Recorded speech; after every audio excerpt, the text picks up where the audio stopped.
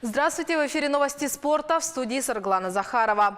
Сборная России одержала 6-ю победу подряд на чемпионате мира по хоккею. На этот раз россияне переиграли швейцарцев со счетом 3-0. Шайбы забросили Артем Анисимов и Никита Кучеров, который оформил дубль. Он также вновь вышел на первое место в списке бомбардиров чемпионата мира, набрав 14 очков. По сравнению с матчем с командой Латвии у россиян вернулся в состав форвард Кирилл Капризов. Тренерский штаб отправил его в звено к Александру Овечкину и Евгению Кузнецову. Швейцарцы первый опасный бросок нанесли только в середине первого периода, когда как российская сборная уже на первых минутах записала на свой счет 1 гол. Во втором периоде Кучеров забросил с передачи Гусева в большинстве. Победная третья шайба полетела в ворота швейцарцев за 5 минут до конца третьего периода. Таким образом, сборная России продолжает лидировать в группе «Б», набрав 18 очков после 6 матчей. Российская команда остается единственной на турнире, которая не потерпела ни одного поражения. Вторыми идут хоккеисты из Чехии, далее следуют шведы, швейцарцы, латвийцы и норвежцы. Австрийцы и итальянцы пока идут по нулям. В заключительном матче групповой стадии сборная России сыграет с командой Швеции. Швейцарцы встретятся с чехами. Обе встречи пройдут 21 мая.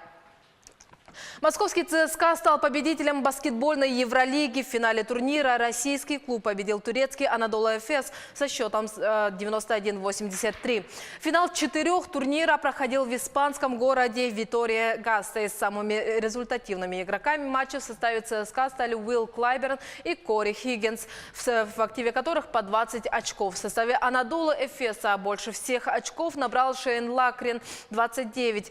ЦСКА в 4-й раз стал победителем Евролиги. Ранее он побеждал в турнире в 2006, 2008 и 2016 годах. А для их соперников финал 4 стал первым в истории клуба. В регулярном чемпионате Евролиги ЦСКА занял 2-е место, а турецкий клуб стал 4-м.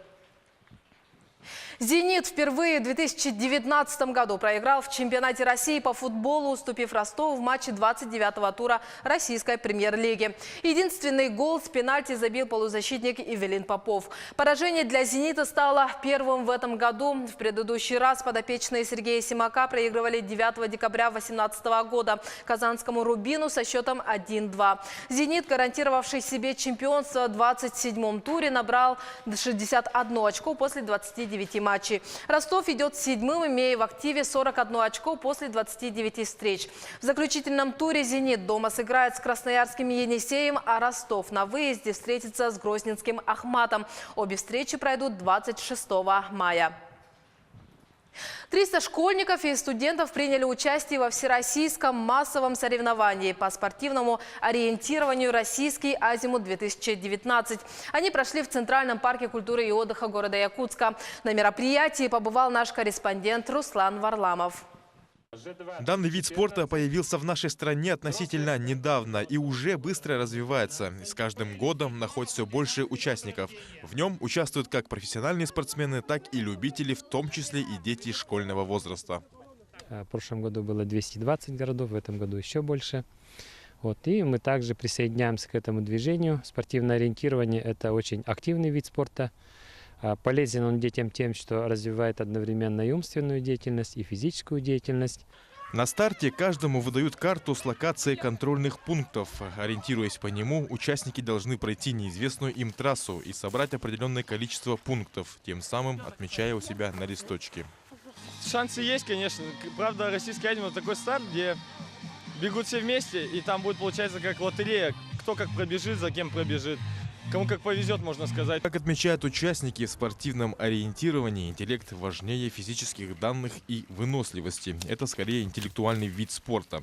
Соревнования проводились во всех возрастных категориях, большинство из них школьники и студенты. Кстати, школьникам, занявшим места, прибавляют дополнительные баллы к экзаменам ЕГЭ, что может помочь при поступлении в учебные заведения. Это самое масштабное соревнование в моей жизни. Оно играет очень огромную роль. На мое поступление это дополнительные баллы будет мой вуз. В соревновании с самыми молодыми участниками были дети категории в возрасте до 12 лет. Мы нашли 6 КП из 9 за 15 минут. Мы идем на 47 КП. И мы надеемся выиграть. А вот и тот самый последний контрольный пункт под номером 50. Сюда ребята приходят и уже идут на финишную прямую. В целом по городскому парку таких точек стоит 20 штук. По этим точкам ребята бегут и отмечаются. Российский Азимут 2019 – это самое масштабное и многочисленное соревнование по спортивному ориентированию в мире. Данное мероприятие уже сравнялось с известными спортивно-массовыми мероприятиями, как «Лыжня России» и «Кросс нации». Руслан Варламов, Георгий Григорьев, Якутск.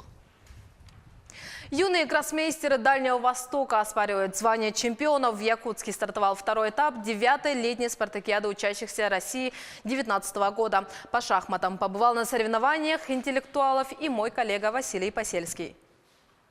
Соревнования отборочные. 6 команд-участниц из дальневосточного региона в течение 4 дней будут оспаривать 2 командные путевки на финал учащихся России. Каждая команда состоит из 4 игроков. В состав сборной команды Республики Саха-Якутия вошли воспитанники шахматной гимназии Чумаевский Арсений, кандидат в мастера спорта Российской Федерации Денис Назаров, Дуся Избекова и Таня Намтоева. Юных шахматистов подготовили тренеры Роман Ганжуров, Владимир Топыров, Михаил Ушницкий и Нюргун Винокуров. Этот формат отбора к финалу спартакиады вернулся к нам спустя 4 года. И это очень хорошо, считаю, для нас, то, что мы имеем возможность встретиться с сильнейшими командами, сильнейшими игроками. Поэтому желаю всем содержательной, качественной игры. Вчера на первом туре сборная Якутии со счетом 3-1 выиграла шахматистов Приморского края. Успешно начали соревнования и команды шахматистов Забайкалья и Камчатки. Это итоги работы за год, поэтому на плечи участников ложится большая ответственность за результат в этих соревнованиях. Заключительный тур юных шахматистов состоится 22 мая с 10:30 часов утра. Василий Посельский, телевидение НВК Саха-Якутск.